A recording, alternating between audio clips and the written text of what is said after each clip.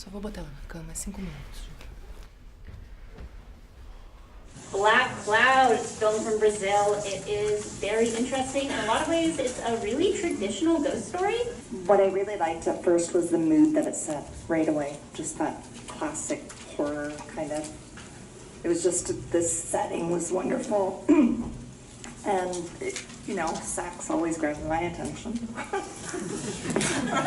Right, of course, it's a very eye-catching opening. There's a lot of interesting things going on here with setting the suspense of the film, with establishing the mood. What I really liked about this one is that you can't even tell that it's the same short movie.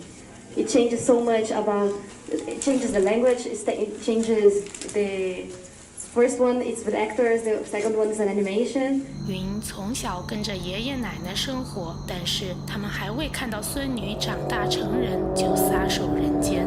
In a lot of ways, this film is kind of a deconstruction of the classic ghost story where there's the haunted female character who's abandoned her children and is forced to kidnap the kids. In a lot of ways, this is a reversal of that because she's kind of getting retribution for the children who are wronged. So it's a really interesting way to take that concept that's established in a lot of horror and to give a fresh look at it. I also really like the juxtaposition between the live action and the animation. That was actually really interesting.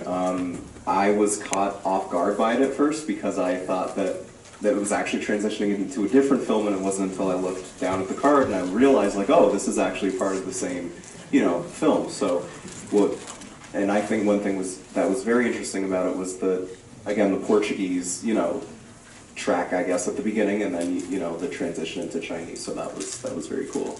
Yeah, that's the thing that I liked about this as well, because you have the Portuguese setup, and then it goes into Mandarin, and it's a big sort of change in time and place. You have a more contemporary setting in maybe Portugal or maybe Brazil, and then you've got something more old, maybe in a rural part of China.